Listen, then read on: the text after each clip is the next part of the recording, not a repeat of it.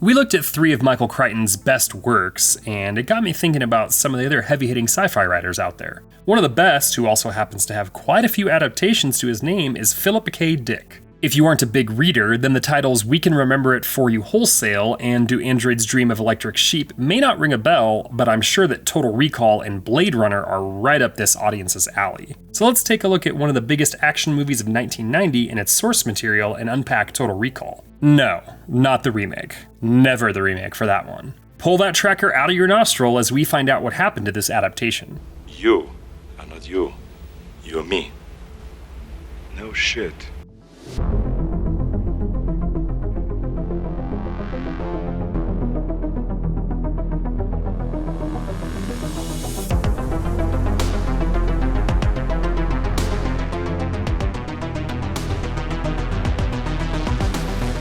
The road to 1990's Total Recall is longer than you might think. Before Blade Runner in 1982, there hadn't been any adaptations of author Philip K. Dick's work, even though he had been published since the early 1950s. In 1974, producer Ronald Shusett bought the rights to a short story written in 1966 by the author called We Can Remember It For You Wholesale for only $1,000. Shusett decided to rename it Total Recall, something that would happen often to Dick's movie adaptations over the years, and get with writer Dan O'Bannon to create a script. At least one of these guys has to ring a bell, as Dan O'Bannon worked with John Carpenter on Dark Star, helped bring Alien to the big screen, and gave us the most terrifying and hilarious running zombies with Return of the Living Dead. A personal favorite of mine that he wrote the screenplay with Shusett is Dead and Buried from 1981. The two ran into a problem that the short story was, well, too short, and only had 30 pages of a script. The two men disagreed on the final act of the script, and Shusett's had a more dramatic flair, while O'Bannon's was a little more fun. Multiple studios found the script well written and a great concept, but felt it was basically unfilmable due to the intense special effects needed and the high budget based on the movie's scenes. The two men decided to take their ball and go home,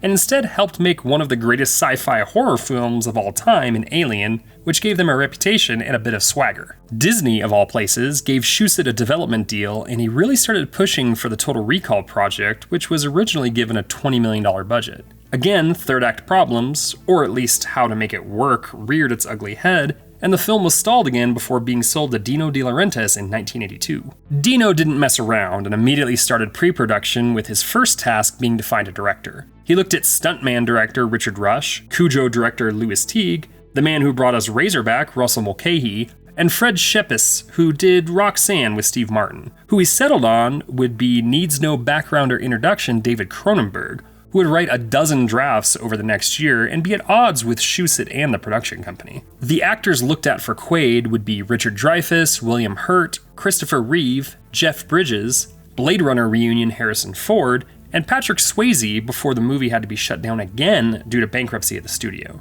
Arnold Schwarzenegger finally used his huge star power and friends in the business to convince Coralco to buy it and then hire Paul Verhoeven as the director after he liked RoboCop so much. We would also get Rob Bottin in the special effects department and Jerry Goldsmith on the score. The rest of the cast would be rounded out by Sharon Stone, Michael Ironside, Rachel Ticotin, Marshall Bell, and Ronnie Cox. Filming for 20 weeks and with a budget of $48 to $80 million, Total Recall would finally appear on the big screen after what felt like forever in development hell. It would be nominated for 3 Academy Awards, winning 1 for special effects, and bringing home over $260 million at the box office, making it a wild success for all involved. It would get the video game treatment on home computers and the NES with the expected results, as well as a remake in 2012 and a rarely talked about TV series sequel called Total Recall 2070 that premiered in 1999.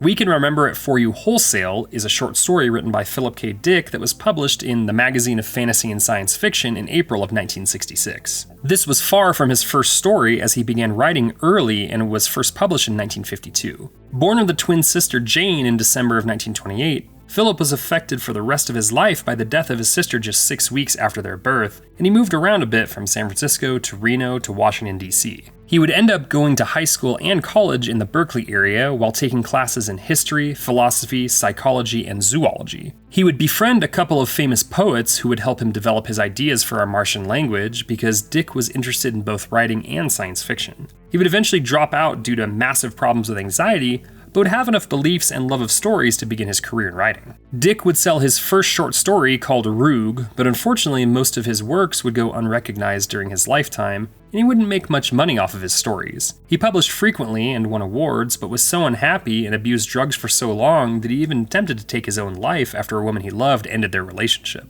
Married 5 times and a father to 3, Philip K. Dick would die after 2 strokes, the second causing brain death, in 1982. That year, Blade Runner would come out and eventually become one of the defining sci-fi films of all time, while a multitude of other stories written by him would be made, including Total Recall, Minority Report, Knowing, Imposter, A Scanner Darkly, and The Adjustment Bureau, while The Man in the High Castle would run for 3 seasons on Amazon. His influence is still felt today, and his stories will continue to be adapted, remade, or have sequels like Blade Runner 2049.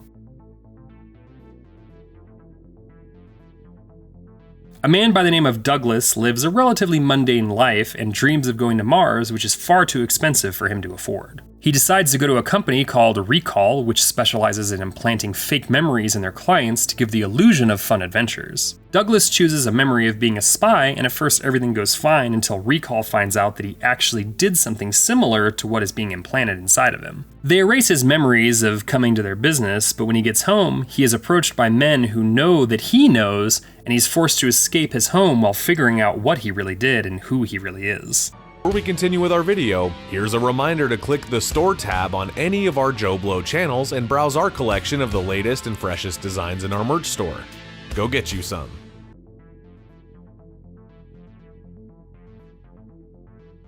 Well, apart from the last names being Quaid and Quail, which made the last paragraph particularly difficult and annoying to write, a whole heck of a lot is different. It's probably easiest to first go through the short story and call out some of its differences there before going into the second and third acts of the movie that just plain don't exist in the short story.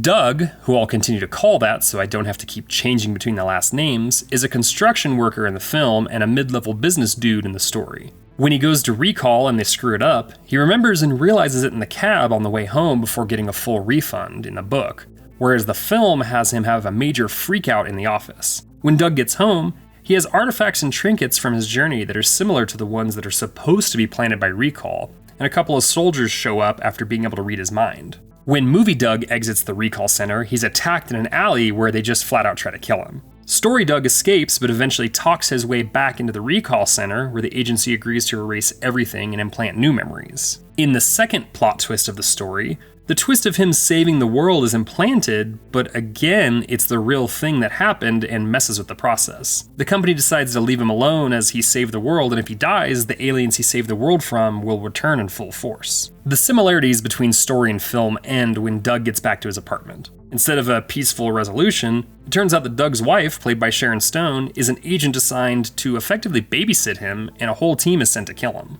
Movie Doug had a past life as a bad guy, and that guy wants his life back, while the new Doug wants to get to Mars and figure out why he's had dreams of a specific woman and clear up the rest of the images that flash while he sleeps. Everything else in the movie is completely made up for the screen. While the story does discuss an assassination that Doug did on Mars, we don't get any details about an oppressive colonizer who holds down the poor sections of the colony, or alien artifacts with the ability to bring oxygen to the whole planet. Come on, Cohagen, you got what you want. Give these people air.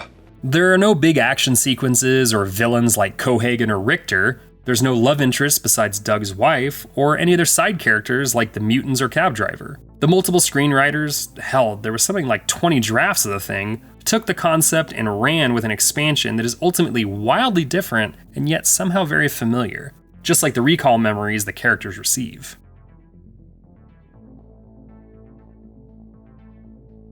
The story, like many of the author's works, is a stone-cold classic. It's short and clever, like the best of the Twilight Zone or Outer Limits episodes, and is very easy to read. Unfortunately, people know Total Recall a hell of a lot more because it's one of the best action sci-fi movies of all time. We didn't even really talk about the stuff like the body count, gore and effects, the 3-boobed alien, but the movie is incredible and infinitely rewatchable. It's actually a testament to the movie that neither its remake nor its source material hold a candle to what so many people brought to life over the course of nearly 20 years. The story is good, the movie is quite simply perfect. You should have it implanted in your memories now. What if this is a dream? Well, then kiss me quick before you wake up.